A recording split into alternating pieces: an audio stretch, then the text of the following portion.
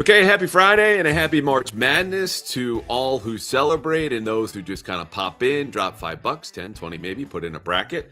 We're not here to talk basketball. We're here to talk some football and making a little history on the Pats Interference Podcast, part of the mannerly and marketable, tell your friends, CLNS Media Network.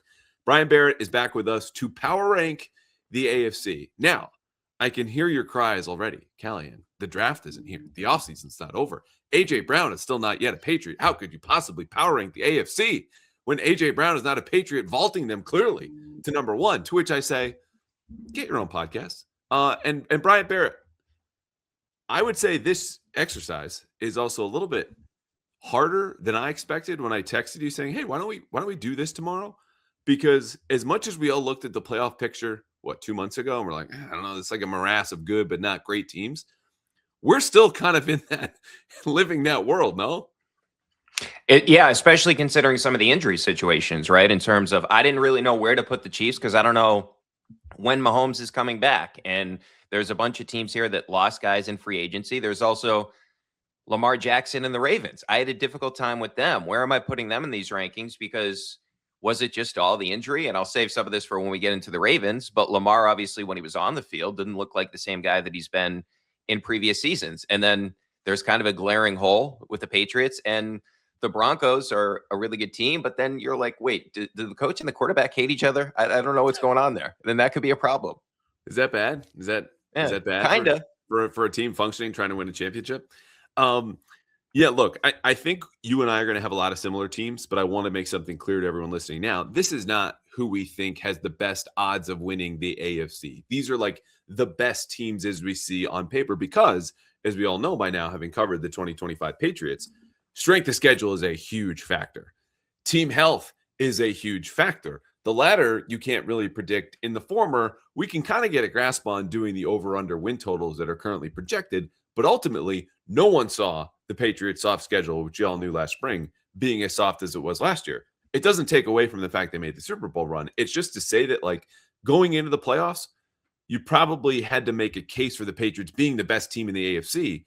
And even then, Broncos fans would certainly disagree. Not that they're going to be on this show anytime soon, if ever, because of how they lost that AFC Championship game with a backup quarterback. Anyway, this is, again, not about odds. It's about the best teams on paper. Now, I said I think we will have some overlap here where we both do a top 8. Here are 6 I would be shocked if they're not on your list. You ready? Ravens, Bills, Broncos, Texans, Jaguars. Are we 6 for 6? Good? I have all those in there. Yep. Okay. Yep. My last 2 are the Chiefs and the Chargers. Are we 8 for 8? Yeah, but you said the Patriots, right, at first, when you gave out those first 6? Yeah, if I didn't, they're on the list. Yes, I do. So you said Chiefs. Yeah, I have the Chiefs. I have the Chiefs as my last team. Okay. Well, let's just start right there. I agree. The Chiefs right now, as I will list, as we often did in previous pods, certain things that are going to kind of shape my thinking here. The Chiefs right now, their over-under win total is 10.5.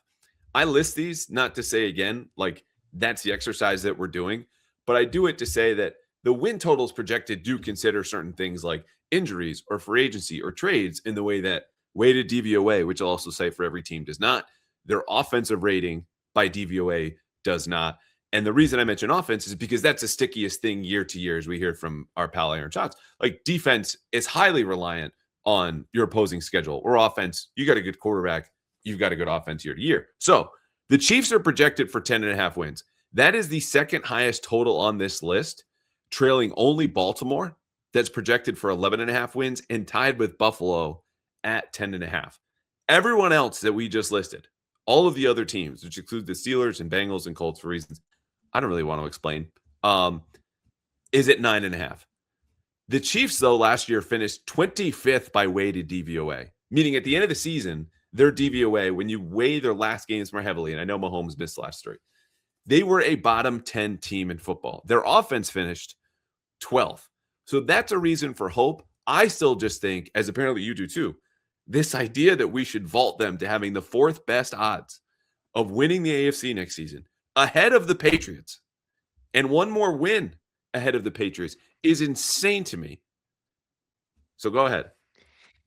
Yeah, I'm with you on that. So there's a couple of things here. First of all, as we all know, Mahomes is coming off an injury. So I'm not so sure why it's 10.5 if we don't know exactly when Mahomes is actually going to be back on the field. He's coming back from a torn ACL. Maybe this is a Jason Tatum-like return and he comes back quicker than we anticipated. But I also think there's the other aspect with Mahomes. And I know this is going to sound like blasphemy to talk about Mahomes this way, but he's entering his 31-year-old season. And you could say, yeah, well, look at all these quarterbacks playing well into their mid-30s, and in the case of Tom Brady, into his early 40s. I just don't know how well Mahomes is going to age. A, he's coming off a serious knee injury.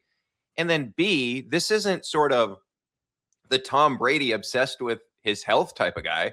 He had this article a couple of years ago about the diet that he eats, and he's eating basically like candy all the time and stuff along those lines. He's not the most fit guy in the world. And obviously you don't want your quarterback to be jacked. We've seen how that has sort of hurt you in the past. But you think about sort of his escapability too, right? Where he's such a good athlete throwing on the run. So I don't think he's going to age the way Brady does, where maybe a couple of years from now, we're like, oh yeah, Mahomes isn't in the conversation as one of the top 3 quarterbacks in the NFL. So that's the first aspect. I do think he's coming back from an injury. Maybe there's a slight dip from the player that he was.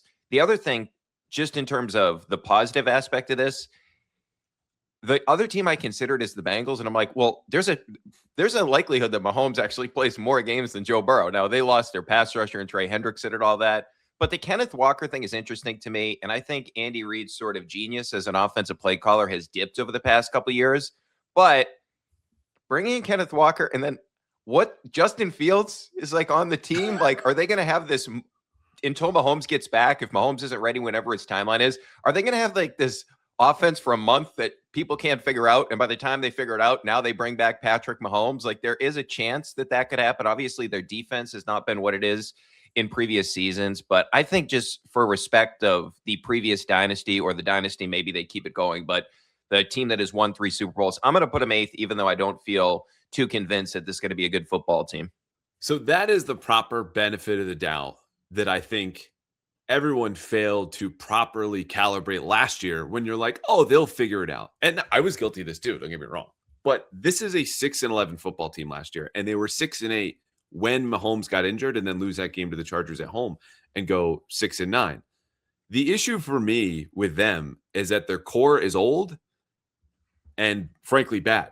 Like, the 3 guys who are still on the team most responsible for that dynasty run that everyone cites is like, oh, they'll figure it out and they'll get it done.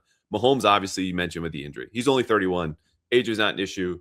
Even if he comes back, I bet he finds his form midseason fine. Kelsey's in year 14, who we saw with a precipitous drop-off last year. And then Chris Jones, who will go to the Hall of Fame one day, but I don't think it's going to be for his 2026 season, surrounded by a defense that just lost Trent McDuffie as perhaps its best player last year. Not to mention, this 6-11 football team was the 4th healthiest team in football, according to adjusted games lost by FTN Fantasy. So it's cool that they got Kenneth Walker, who I like a lot. And Gilman's a nice safety and a piece for them to add in the back end. But like, I look at this team and go, okay, they're 12th in offense, and they're pretty average at running and passing by the numbers last year. And again, I know Mahomes' absence drags those down. Defensively, they had an issue of not getting pressure when they blitzed. They definitely didn't get pressure when they only rushed 4. I don't love their weapons with Rashid Rice, Xavier Worthy, old pal, former guest in the show, Tyquan Thornton, I guess is going to start for them. So 10.5, we know that's driven partly by the market, right? Like, people just see the Chiefs and Mahomes and they bet and they buy low and low schedule, and part of that factors in. But just looking at them on paper, I'm absolutely with you. And I frankly thought I would be alone on this. So I'm a little bit bummed that we agree. Well, I slot them even behind a team like the Jaguars. Well, and the other thing I'd say too, Callahan, is there's not a lot of young promise on this team, where if you think about the Patriots' second dynasty, and look, they were really good the whole time, but when they started winning Super Bowls again, you think about they had some bad drafts and then they hit, right? When you're thinking about the Gronk draft, you get Gronk and McCourty in the same draft, and then they play in the Super Bowl with one of the worst defenses that has ever made it that far. And then what happens after that is you trade up twice. You get Chandler Jones and you get Dante Hightower. Chandler Jones, of course, a huge part of the first Super Bowl. And then Hightower made big plays throughout. So they sort of were able to they basically built a whole new team around Tom Brady.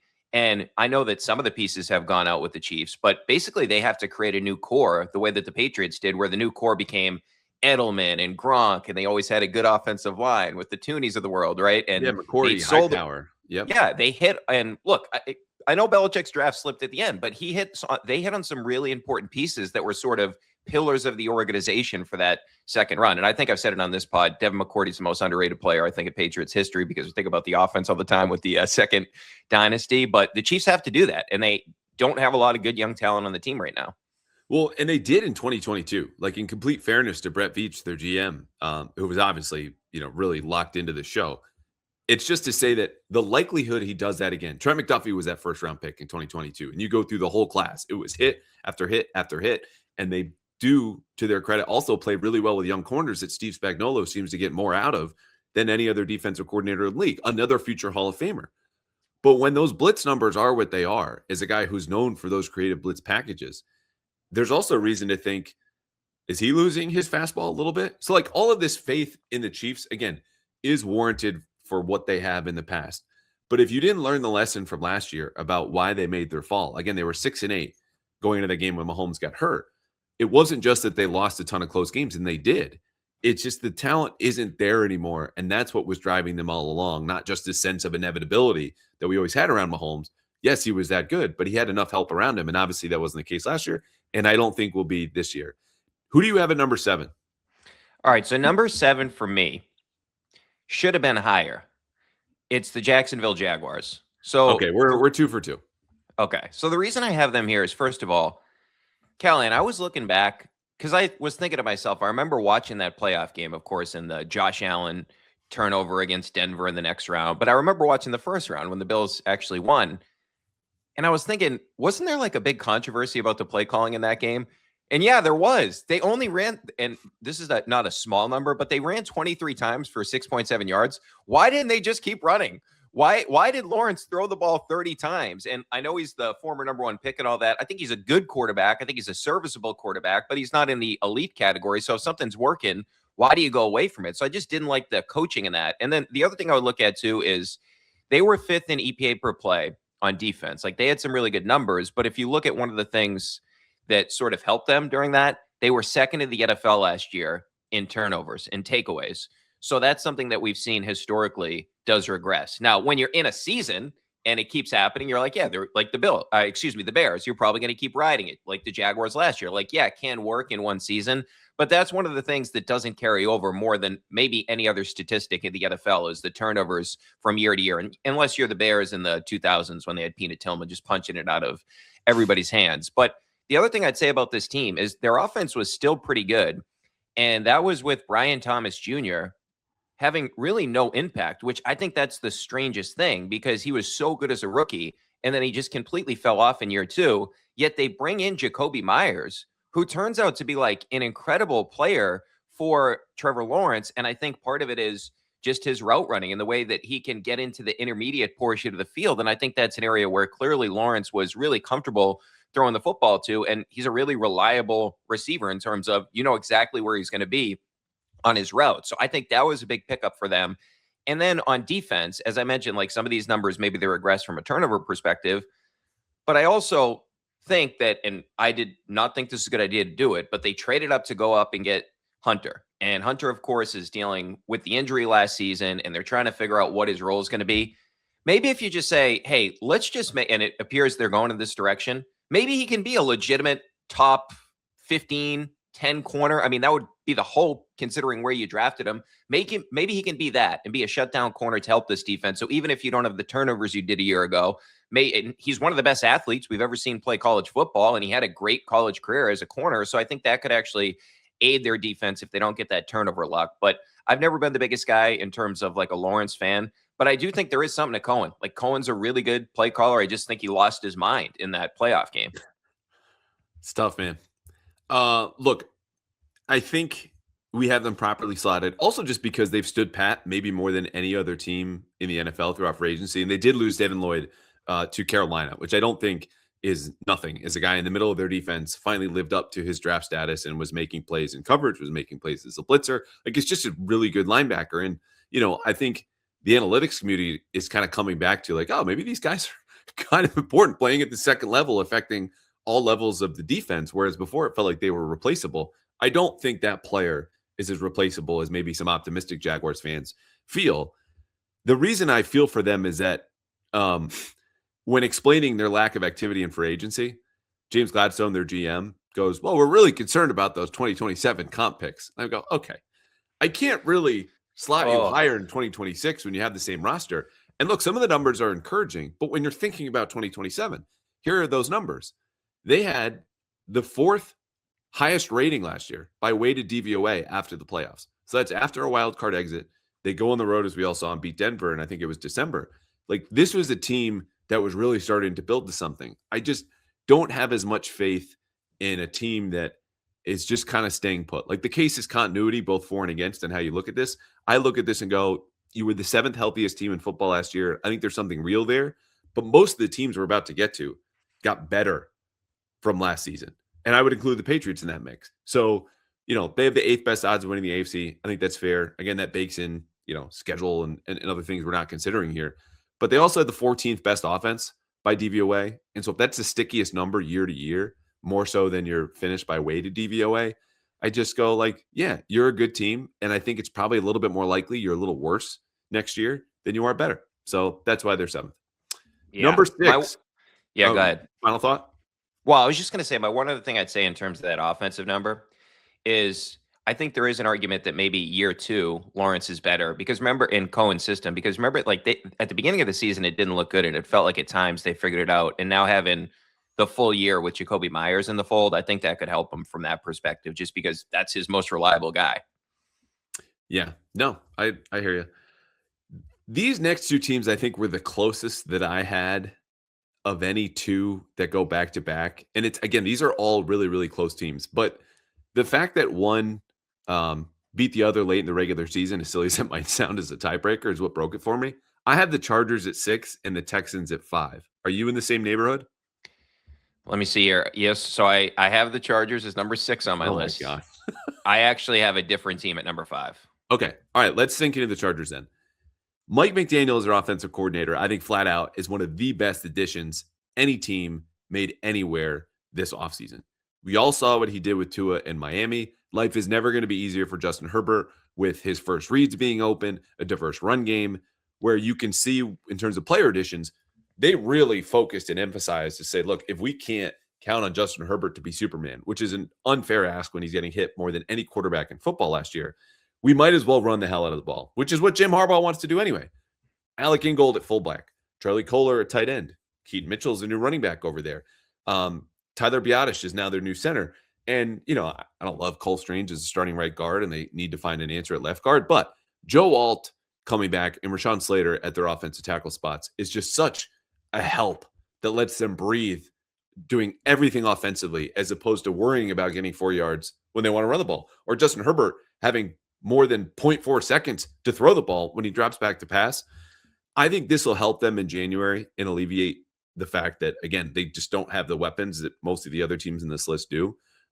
Defensively, ton of continuity minus losing Jesse Minter, which I think is significant. But again, you get to the injuries part, and I think they were better than what they showed last year, which these are some of the most discouraging numbers on this list, if not the most. They were the 17th best team in football by weighted DVOA, and then 22nd in offense year to year. I just think McDaniel carries that alone schematically. Not to mention Greg Roman is everybody knew had issues designing a passing game. I think that change of going from a subpar offensive coordinator to an excellent one is not just like, oh, you got a better coach. You went from a below average offensive coordinator to a good one. That's a big giant leap that's going to carry everyone with him. Yeah, and I would say, and this is not an apples to apples comparison, but Roman had gotten to the point where his offense was stale like 5 years ago, 10 years ago. Like, we love what he did with Kaepernick, and then he was great with Lamar Jackson, and then John Harbaugh said, we got to change.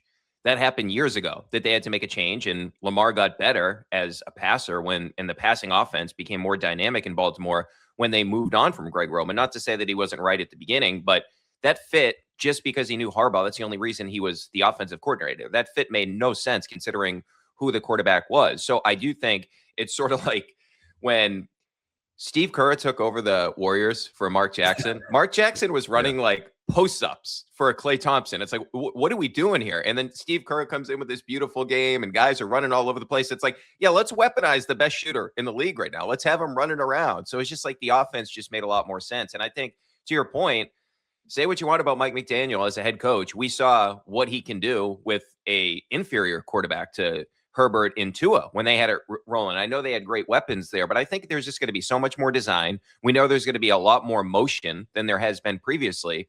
And one guy that I would look at is McConkey. He does a great job of sort of getting guys in space and give them the ability to do things after the catch. And to what you mentioned, they had basically the worst offensive line, one of the worst offensive line situations in the NFL. And it's not just like, hey, we got to go out and find some guys that can play well. They have two of the best tackles in the league.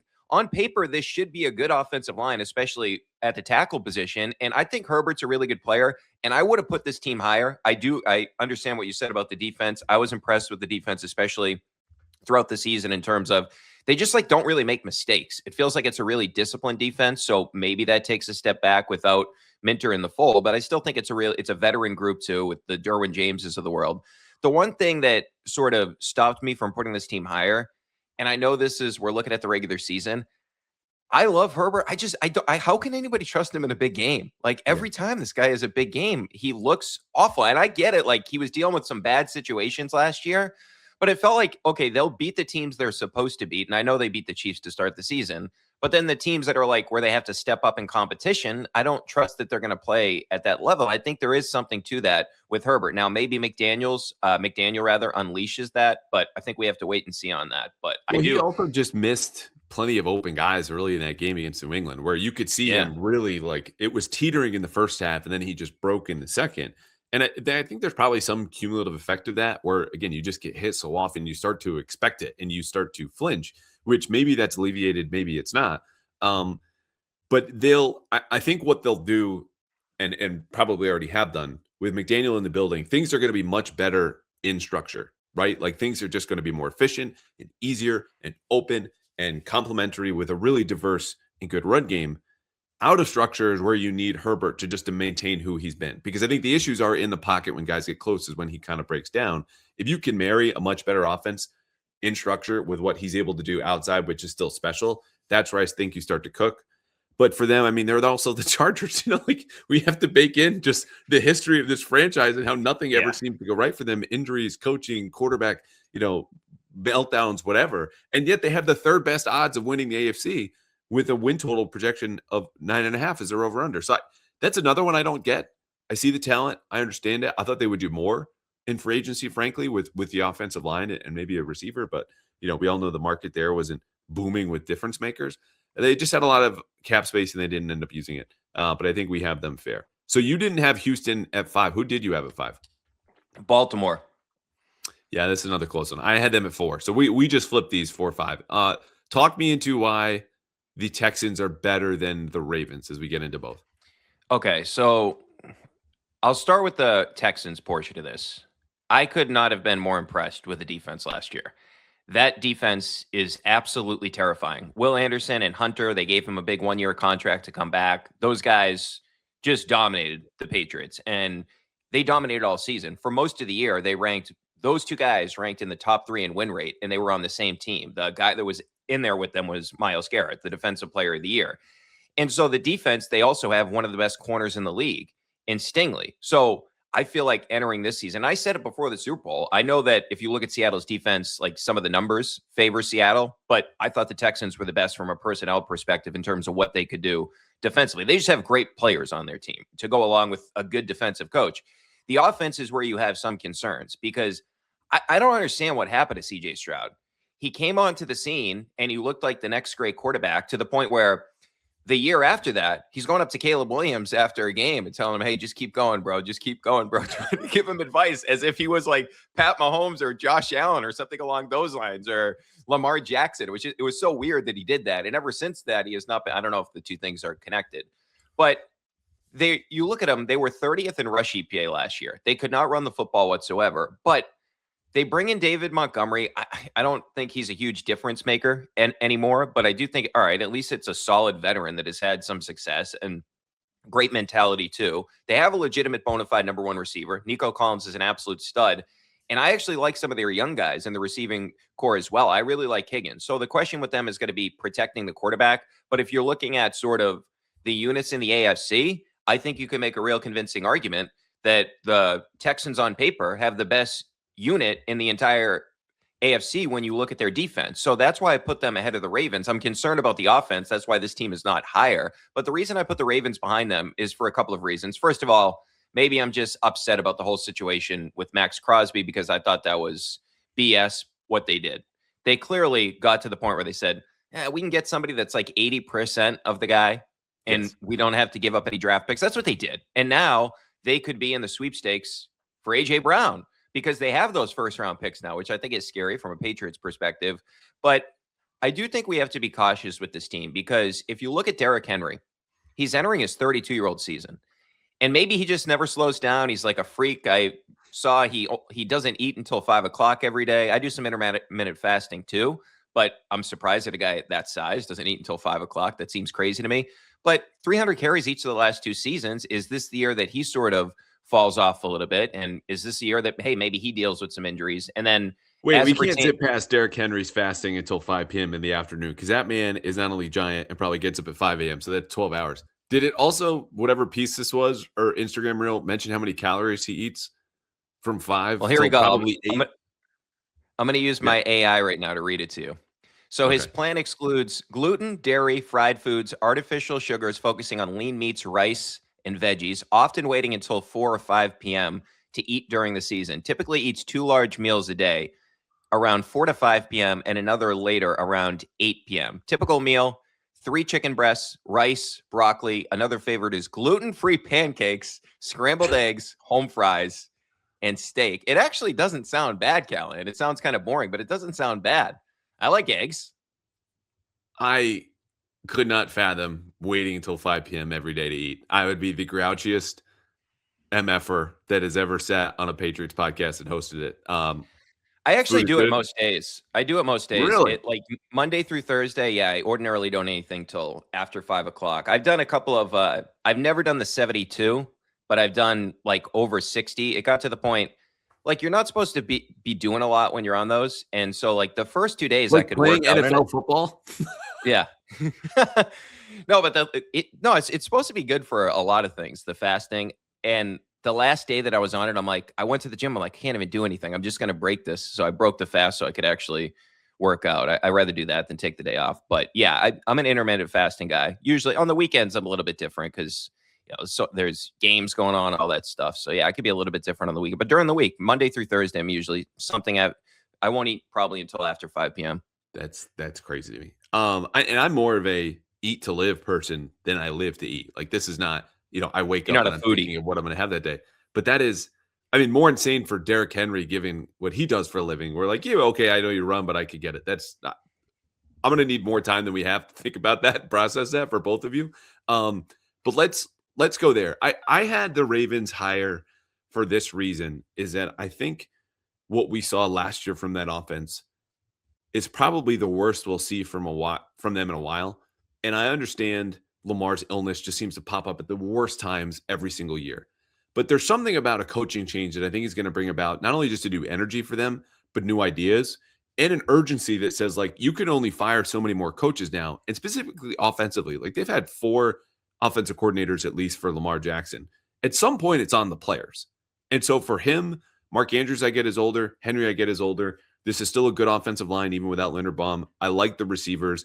And so for an offense that was 11th last year with Lamar Jackson missing a handful of games, that to me is still a big gap and counting on a bump compared to a Texans team that was 21st on offense. And I know the defense here, as you laid out at the beginning, is going to make up for some of that gap. It's really close again. But to me, like Stroud being a mystery box where the only options are bad and you're just crossing your fingers that like it's just neutral. I can't count on a team like that, especially when they signed Braden Smith and he's the right tackle and Wyatt Teller's going to play left guard. Like, cool. I didn't see a lot from Nick Caley, who did have some limitations because of Stroud, elevating them in year 2 as a play caller. And for them not to address the offensive line as much as I thought they should have, I don't see them getting to an above average offense unless we see CJ Stroud, a version of him we've not seen, frankly, in 2 years. Yeah, the Stroud thing is interesting. I just leaned on sort of the Texans defense over sort of the Ravens offense and comparing Stroud to Lamar, because I also do think we have evidence, recent NFL evidence, like going to the Super Bowl last year. You don't need to have the best quarterback, one of the best 3 quarterbacks in the league anymore, which it felt like that was the case forever. You always needed to have that guy. You have exceptions to the rule every once in a while. Unfortunately, we all know what happened in 2017, some Eli seasons in there, but a lot of them are Brady, Manning, Mahomes, Breeze back in the day. And so I think that if you look at sort of the comp between Stroud and Lamar, the one thing I would say with Lamar is he's entering his 29-year-old season. He only ran for 26 yards a game last year. And clearly, we all know that he was dealing with injuries. But I'm just wondering how that prototype of quarterback ages, because we really don't have anybody like Lamar in the NFL.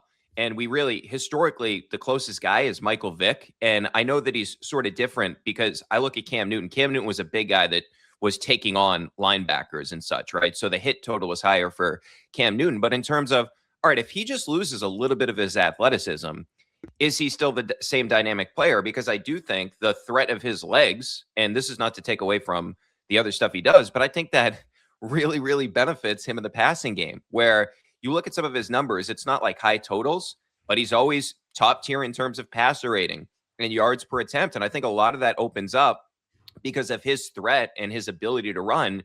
And if he just loses some of that, what does that offense look like? And I do think that there's a possibility that, hey, maybe it wasn't just the injuries. And the other element, well, if it was the injuries, are those going to continue to pile up now? And a guy that relies on his athleticism so much. So I just think there is a case that we don't get back to MVP level Lamar. Like 2 years ago when Allen won it over him, that was probably his best season. And the year before that, he played at an insane level. I think there's a chance that he's not the same guy anymore.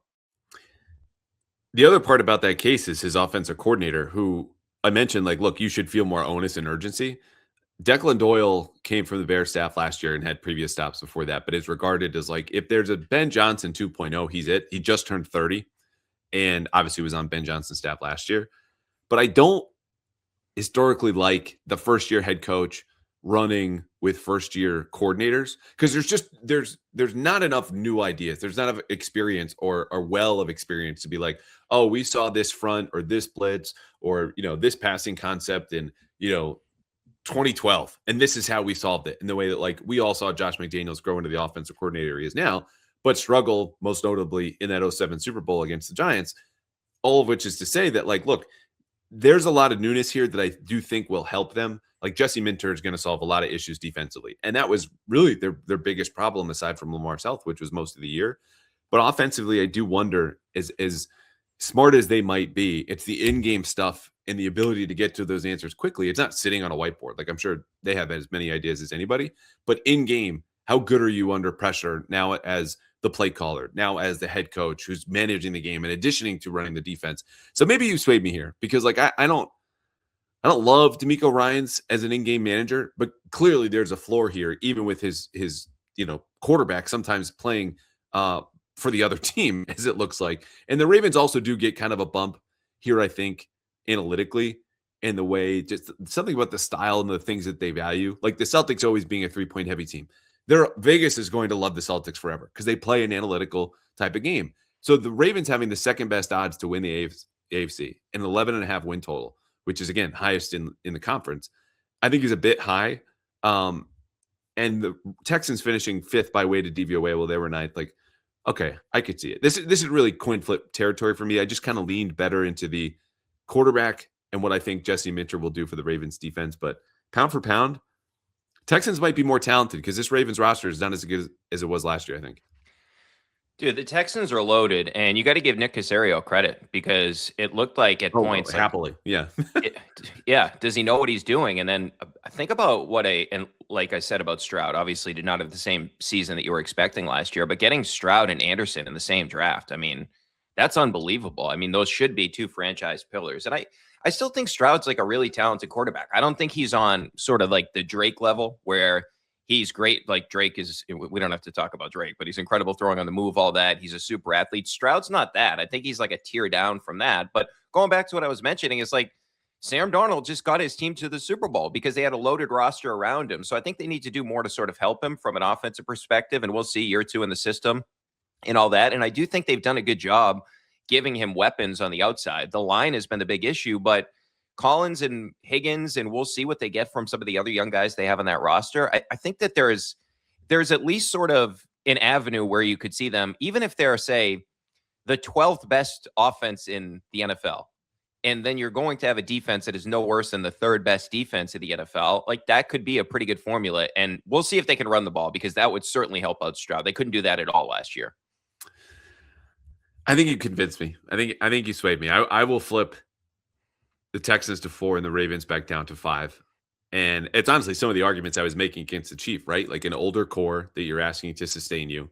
There's some, questions with the coaching. Everyone's like, oh, they signed Trey Hendrickson, and that's a big deal. But that's also someone who is a total liability in run defense.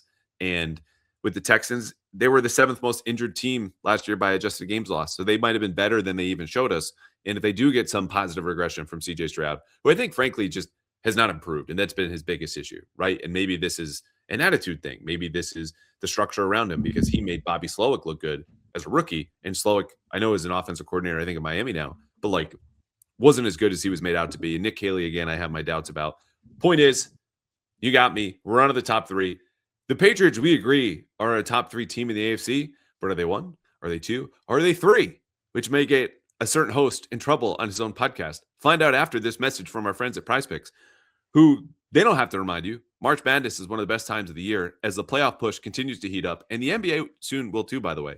But even if your bracket is already busted, puts both hands up, there's no better way to win money while you watch sports than with Prizepicks. And this is not only just the player lineups that we tell you about, 2 to 6 players. You pick a stat with that player. It gives you a number. You go more than, less than, lock it in, do that for 2 to 6 players. Boom, there you go. Right now at Prizepicks, you can get a lot more going with game winners, spreads, and totals. So cash in with all the clutch buckets and the slam dunks and the UConn victories at Prizepicks now. Download the app. You get your money in. You get your money out almost instantly whenever you do win. This is in more than 35 states right now.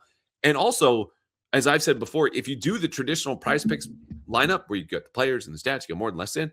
If you hit your first 3 picks and you got a 4-player lineup, you can cash out early. It's my favorite feature. So download the Prizepicks app today. Pick your first game winner, spread, or total as the playoff push rolls on and get $50 in daily fantasy lineups whenever you play your first $5 lineup. Again, that's 50.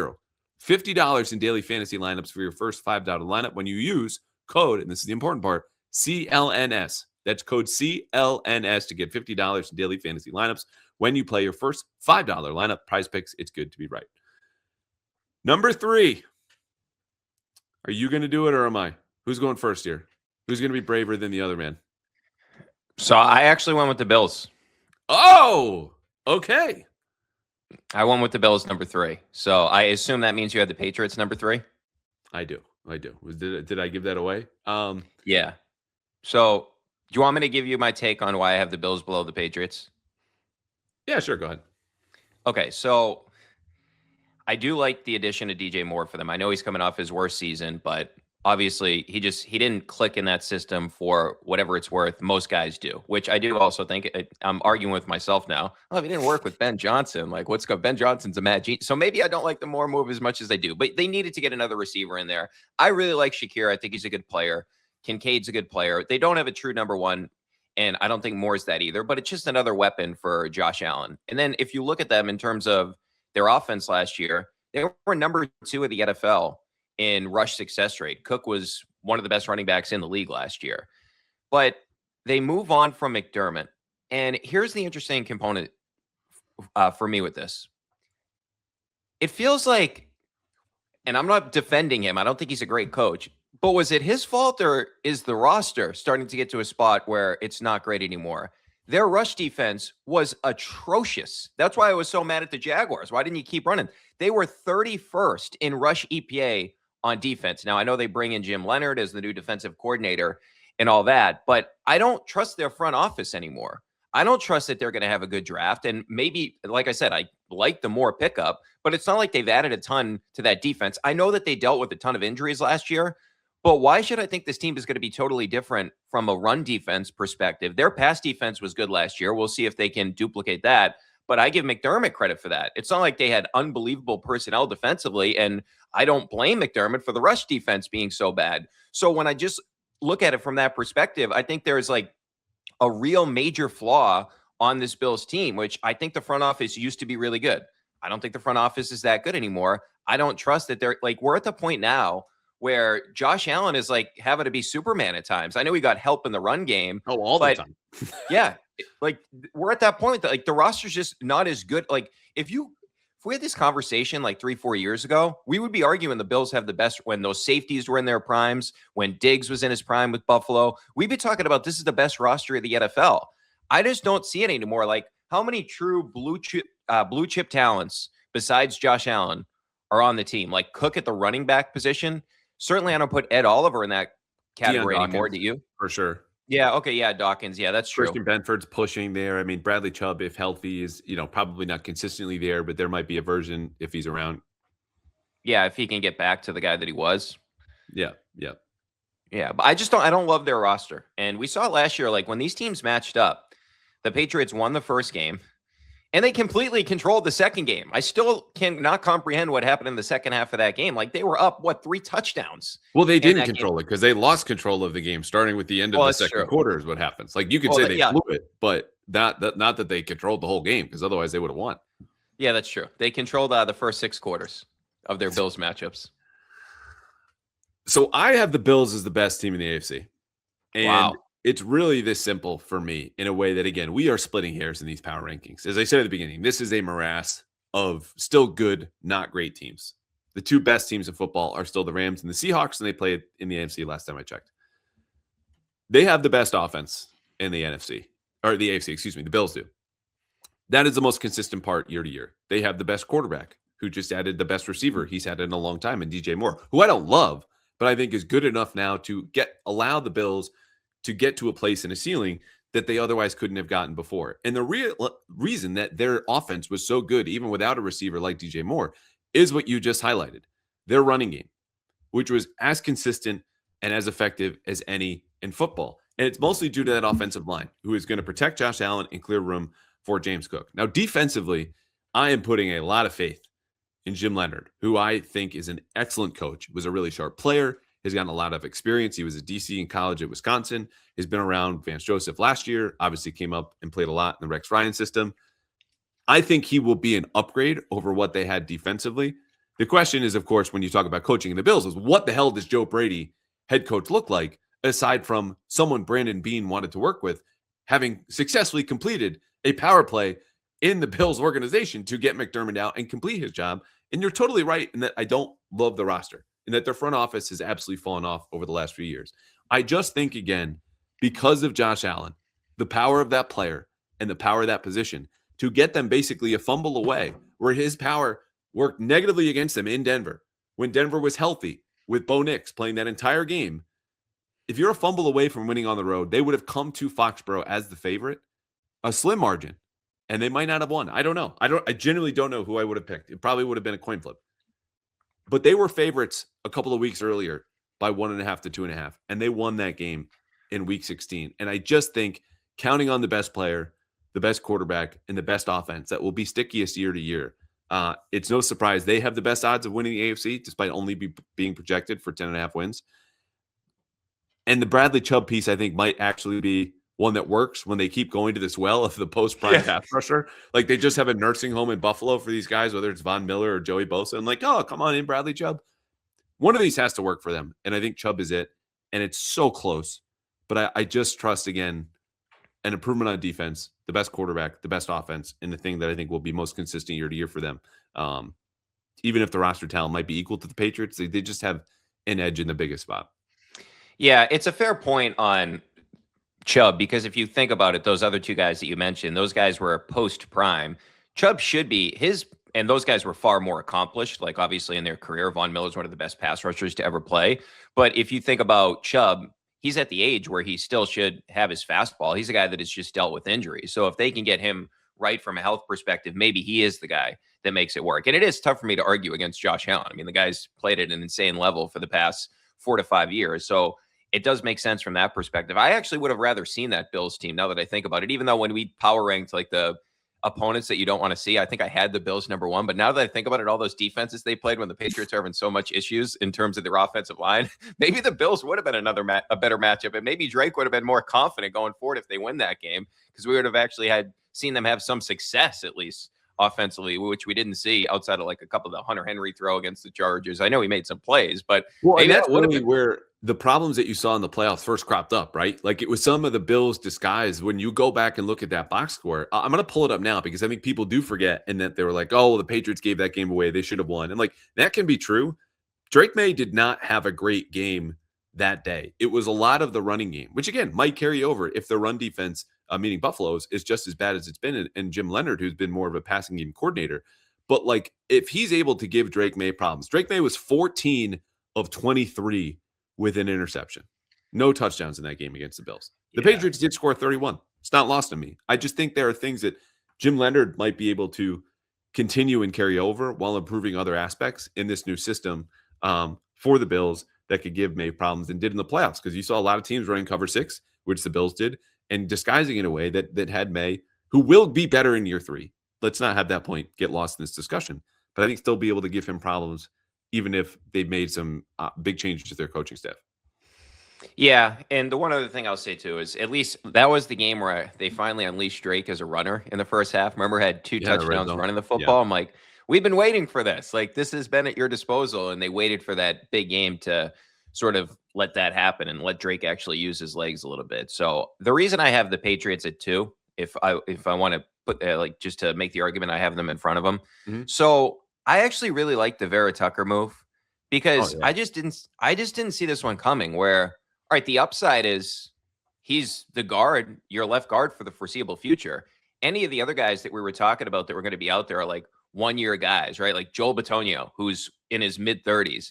Vera Tucker could actually be like a staple for this team going forward if he can stay healthy. So I did kind of like the idea of, all right, we already have Brown on the roster, so let's go big game hunting and see if we can get a guy to perform at an elite level, especially considering we're going to be moving Wilson inside, which I do think that's wise to do, considering like that was his natural position at Georgia, to put him not inside, but move him from guard to center. He was the 8th ranked center in college football at Georgia, and he was playing in the SEC. I know, according to PFF, I know PFF isn't the be-all end-all, Callahan, but it's just he was a good center, and he's got really athletic traits. And then we'll see what Campbell can do in year 2. I think sort of gets lost, where I feel like that guy had like 8 seasons where before the year we're all like, wait, what's the arm like? Are we sure on this? I personally was like, I didn't love the pick, but I understood the pick. And then we got to the point where he's saying he'll die for the quarterback. Everybody loves him. He has like the one issue in the Raiders game where he's got the full start. But after that, it's like, whoa, he's been pretty solid. He's actually having a really good year. And then he gets the injury. You're like, oh man, is this mean the Patriots are done? And Venarian Lowe comes in, he plays pretty well. And then when he comes back, it just, oh, dude, this guy stinks. We got to put him to guard. We got to sign a left tackle. So this guy's lived a million lives, but hopefully he can sort of step up his game in year 2. And we'll see. It's weird. He said it's weird that he's worse when he gets help. So I don't know what's going on there, but I am going to give him sort of, he was playing with a serious knee injury. And I'm sure if the Patriots were out of the playoff hunt, he wouldn't have come back last year. They would have just waited till the following season. So I think there is optimism that he can improve in year 2. And then the other thing I'll say is I do like bringing in Gilliam, who they took, of course, from the Bills, because if you think about Josh McDaniels going back to 18 when they sort of morphed the offense into this run-heavy thing, they had Devlin in there. And Devlin, you look at the snap count, was going up as that run went on, especially when you got to the Super Bowl. And I do think that could actually help Henderson in some aspects, where if he can just open up a little hole, there's like highlights of him opening up holes for James Cook. And I think we need to see more Travion Henderson, because we didn't down the stretch of the season, just because this league is so much about explosive plays now, not just explosive passes, but explosive runs. And Henderson can supply that more than Ramondre Stevenson. And obviously, naturally, he's got to improve as a pass protector. But the one thing I'll say too, the reason it's incomplete to me, and if they actually pull off the A.J. Brown trade, I would have had them in front of the Broncos, because I think we're finding out, we talk so much about the issues protecting the quarterback in the playoffs. you need the guy. You need the reliable receiver where you're saying Drake knows, hey, on third down, I'm going to this guy. Diggs was not that guy anymore, especially in the playoffs where he didn't even have 50 yards at a game. He had games where he was under 20 yards in the postseason. He AJ had Brown. fewer yards in 4 games than Romeo Doubs had in one wild card playoff loss. That's a great statistic. Yeah, Romeo Doubs went off. And I do like the Doubs edition. And I think he's going to be, he's more athletic, but I kind of compare him to Myers, like in terms of just a reliable guy, good route runner. Drake's going to know where he's going to be. But this is one thing that I was looking at. So I mentioned, like, you may not need the top 3 quarterback of the NFL to win anymore, the Super Bowl. We're seeing that if you look at this decade, you kind of need the number 1 receiver / weapon. So last year, obviously, Jackson Smith and Jigba. Not that Wait, he had hold a on. great. Let me stop you there because you're about to help my case, which I have not made yet, and Okay. I feel obligated to explain as someone who teased, oh, maybe I don't think the Patriots are the best team, and lo and behold, I have them as the 3rd best team. And here comes the preamble that will probably be cut from the promo on Twitter that will inspire a very predictable reaction. The good news for the Patriots is that they were the 2nd best team in football by weighted DVOA at the end of last season, even with that Super Bowl performance. They were 6th on offense. Those numbers are important. Those numbers are sticky. They have the 5th best odds, according to Sportsbook, to win the AFC. I think that's not erroneous, but close. This is a top 3 team, no question. And if they get A.J. Brown, this is the best team in the AFC for what he will do for Drake May, mitigate problems with their protection, and alleviate pressure on all the other receivers. Dobbs gets to be a number 2. That's what he is. Pop Douglas or Booty gets to be a number 3. That's what they are. Here's the issue. The Patriots are going to run into problems this next season that they did not have to confront last year for reasons that were mostly outside of their control. And those are about injuries. This was the healthiest team in football. You saw the best version of the 2025 Patriots in every universe where the Patriots played a season in 2025. That is not going to happen again. And it's not just that, like, okay, a couple more guys will get banged up. They're thin at positions where you don't want to be thin. An injury right now to Harold Landry or Milton Williams all but sinks their 4-man pass rush. An injury to a Romeo Doubs or a Kayshon Boutte doesn't sink the receiving core, but really puts a dent in their ability to stretch the field. An injury to a Will Campbell or Morgan Moses, who's about to turn 35, has currently a practice squad player or a 7th round pick in line to start for however long Will Campbell or Morgan Moses are out. These are premium positions with exceptionally thin depth. And when you hear Elliott Wolf and Mike Vrabel talk about we're building as opposed to we're all in, baby, Super Bowl or bust, that is the exact reason why. They know they're going to be more banged up next season. It's just a matter of how banged up are they? Does it take them out of contention? Can they work around it? Can they problem solve? I trust this coaching staff a lot. I trust Drake May to be better. But they're still a player away, I think, from being definitively the best team in the AFC, even if it's so close between them, the Bills, and the Broncos. And that is the biggest reason why. Yeah, and I think that player is A.J. Brown. And I just think there's too much smoke here, Caroline. And we know, like, the June 1st thing, what does it go? 40 million dead cap until 20 million dead cap. I mean, I'm on the record. I think it happens. And I think more people are coming around to that. So, yeah. Let me mention this real quick. So last 5 Super Bowl champs, JSN obviously didn't have a big Super Bowl, but he was the best receiver in the NFL last year, him or Puka. Year before that, A.J. Brown, future Patriot, A.J. Brown was there for, even though that wasn't a dynamic passing game, you had a guy that you could consistently throw the ball to. Now, 2023 Kelsey was not quite the same guy, but go look at his game log in the playoffs. He was incredible in that playoff run. And then Kelsey the year before that was still in his prime, and he was incredible that year, well over 1,000 yards. And then the year before that, Cooper Kupp won the Triple Crown of receiving. He won the Super Bowl MVP. He was incredible that year. And then, of course, Brady's year. So you're looking at this decade. Brady's year, he had Mike Evans and Chris Godwin. Both those guys that year, and I think Godwin dealt with an injury that year, but both those guys are better receivers than anybody that was on the Patriots this year. I mean, I'm not saying Diggs' career, but Evans that year was one of the better receivers in the NFL. They also had Gronk, who came out of retirement and he had a really good Super Bowl, still a productive player. But my point being is you need one of those guys, because I just think, like, when you're preparing for the Patriots, especially those teams that had elite defenses last year, they faced all elite defenses when they got into the playoffs. What are they saying? Who are we taking away? Who are we concerned? Diggs? Hunter Henry? Who are we looking at here? When you look at the Patriots, they're preparing for the Seahawks. They're like, all right, we got to find a way. And they did, to their credit. We got to find a way to slow down JSN or when you're playing the Texans, hey, we got to find a way that Nico Collins cannot have a big afternoon. Like, you have guys that you got to be concerned about. Patriots don't have any of those guys. And even if you they look didn't run the ball particularly well either. And Elijah Vera Tucker and Reggie Gilliam and a year 2 lead from Trayvon Henderson might alleviate that. Now, like, I don't want to go too far down this road. It's a good point and a salient one that you're making. Again, AJ Brown would fix and would vault them to number 1 for me, but they're not there yet. It's just a lot on Drake May. And if the playoffs taught us anything, is that right now in his career as a 23-year-old kid, you cannot count on him, even as an MVP runner-up, to paper over all of their problems against good defenses, because some of them are in protection and some of them were the receiving core. And I still would bank on some development from Campbell and Wilson and Kyle Williams, who I haven't even mentioned yet. But right now, what you would need is another version that you got last year, right? Super healthy, outperforming expectations from all your rookies and now second-year players to carry you to a place where, again, you're pushing for the Super Bowl. And so right now, the tiebreaker also for me with Denver, and I already talked about Buffalo, is that, look, when the AFC Championship game on the road is that close against a backup quarterback and the Broncos make a trade like they did for Jalen Waddle and Bo Nix gets healthy, I'm sorry, I just have to take that team for now. Even if, as I said, I like the Patriots a lot, and there are a lot of good underlying numbers, the health thing is just going to be an issue. Not to mention, and this is the last thing I'll say before I'll yield back to you, corner depth is something I'm also looking at. Christian Gonzalez and Carlton Davis. I don't know if I'd want another pair of corners in the entire league over those two. And if so, that list is 2 teams long. But with all due respect to the newly added Kindle Vildor, who sounds like he was signed from Middle Earth, I still don't know if Carlton Davis or Christian Gonzalez or even Marcus Jones gets hurt, that there's not an obvious place to pick in a defense that will probably have to blitz a lot like they did in the playoffs to sustain any type of pass rush. Yeah.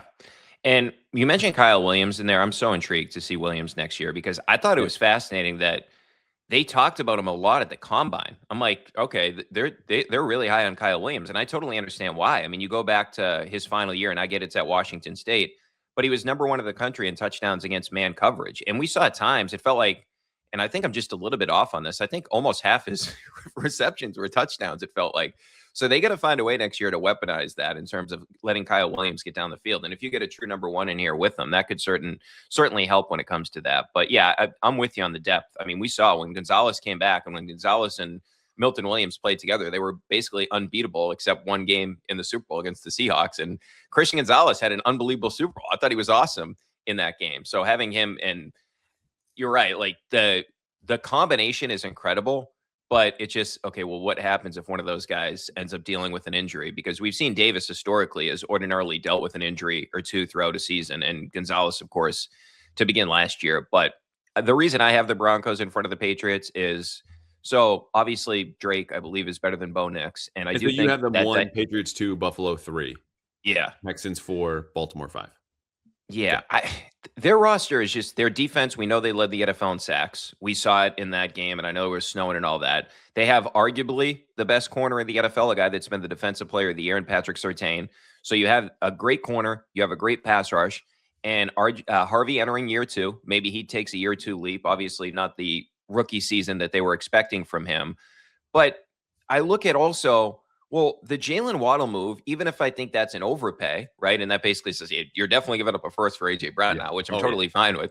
But like, if you look at Waddle, he's not a true number 1 receiver when you're talking about like the JSNs, the Pukas, the Jamar Chases, the Jeffersons, but he's really good. Like and the one thing that he has is super speed. And a couple of years ago, if you go back to 2023, when they really had that Miami thing rolling, he was almost 6 yards or 6 yak per reception. So he can make things obviously happen after the catch. And the reason I bring that up is just it's an insane number for starter, for people who don't dive into these numbers as often as you and I do. That 6 yards after the catch is preposterous.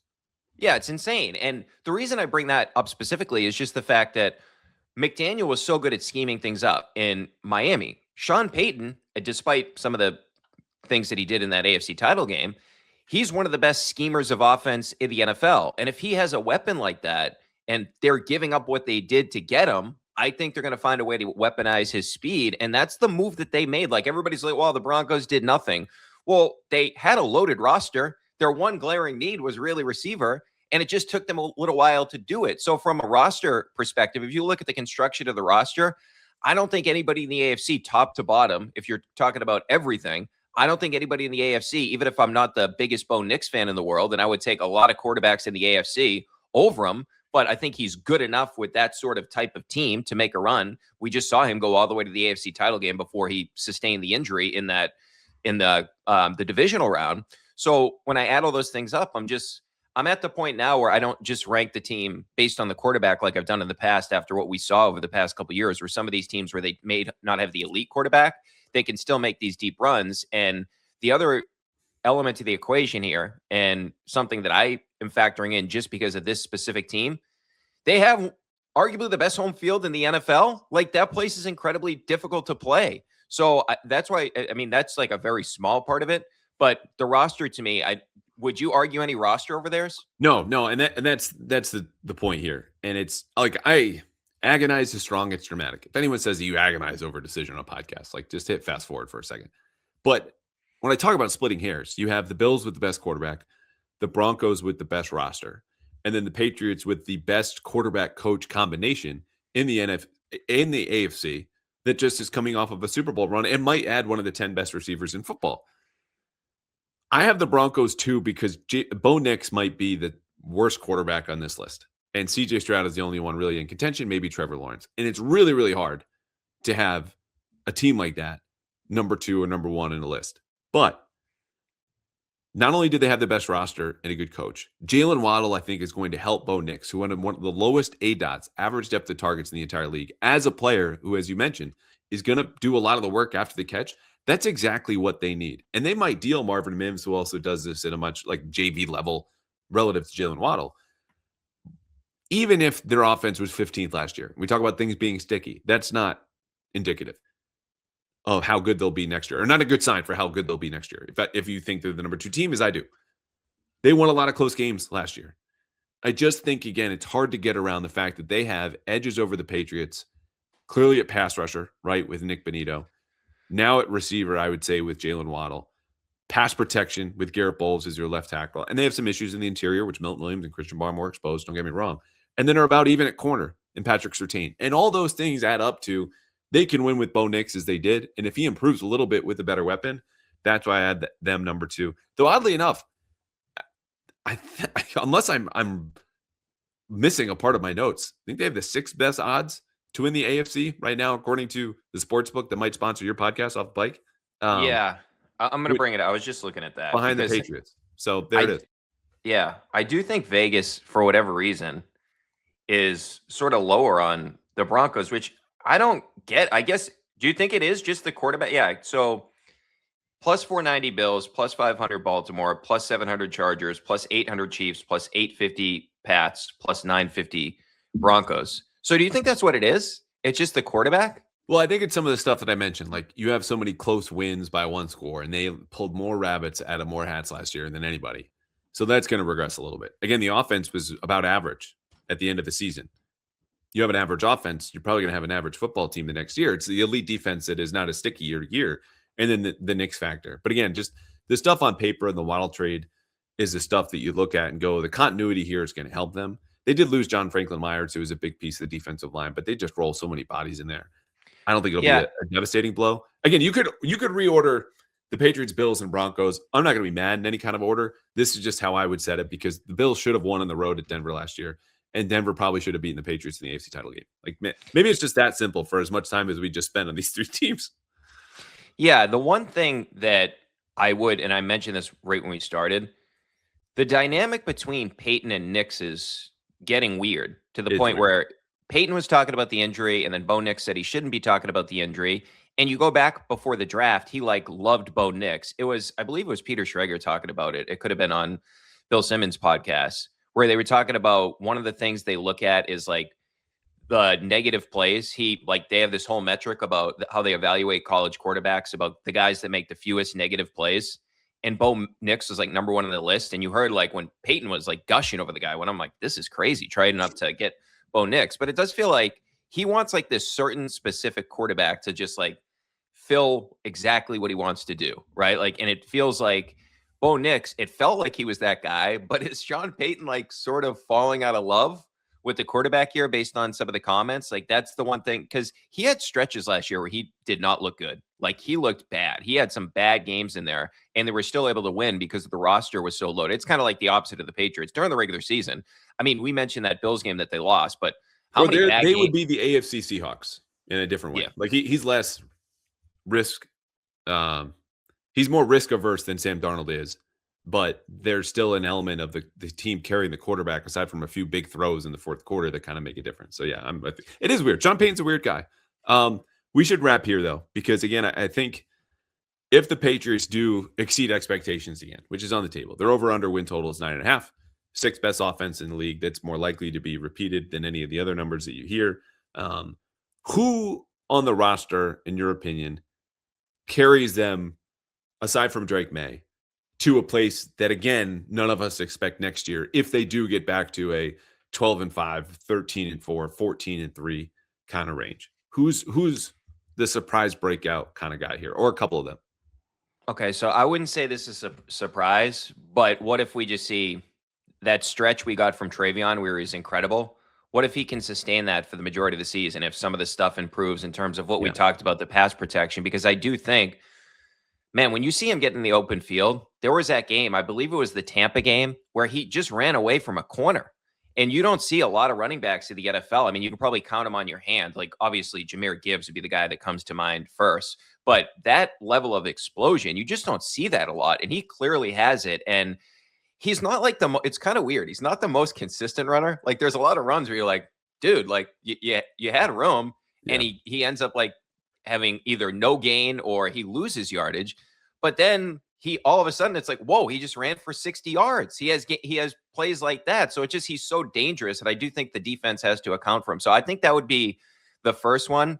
And then the number two one that I would throw in here is, obviously this is not counting for AJ Brown being here, but I just think and I talked about it earlier, I think there's more to Kyle Williams in terms of, I'm not telling you he's ever going to be a true number one receiver, but just having that legitimate bona fide deep threat. Because I think about, and I'm not saying he's going to have this career because this guy at one point was an all-pro, but think about Deshaun Jackson. It's not like he was running anything else besides getting down the field, and you just always had to account for that guy. It's almost like having a great three-point shooter where, hey, like if Sam Hauser's in the corner, you can't leave the corner or else Sam Hauser's going to get the ball and he's going to hit a wide open three. So if you have that legitimate deep threat, you always got to account for him. And even if you just hit one, if you hit one a game, the defense is always going to have to react to that. So that would be my second guy on the offense, would be him, just because I do think there's, and I know I already said this, but the way that they've talked about him, I feel like, and the other element, he's their pick. They picked him in the third round. That's their guy. And I love Booty, but a lot of his stuff is contested catches. Obviously, him and Drake have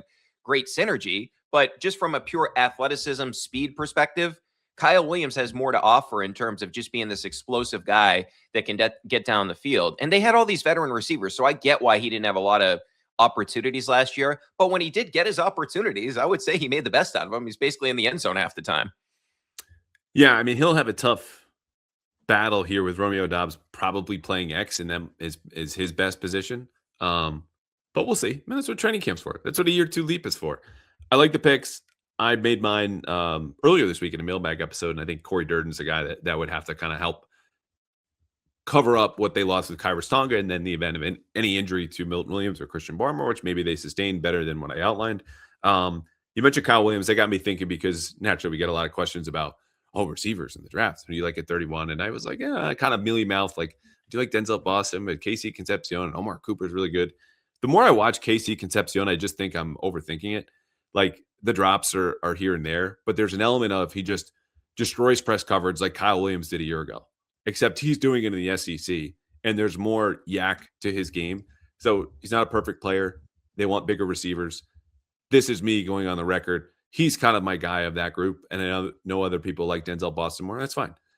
There's just a keep it simple, stupid element to watching this guy, Casey Concepcion, and how dynamic he is at Texas A&M. So anyway, that's where I'm going to end. If they outperform expectations, you're going to get contributions from rookies like him, just like the Patriots got contributions from rookies like Will Campbell and Greg Woodson all season long. All right. He's Brian Barrett of The Ringer. Listen to the Off the Pike podcast. You're about to have a busy week, my friend. Red Sox next week. Tatum is still rolling. Patriots, AJ Brown stuff pops up here and there. What else we got coming? And when?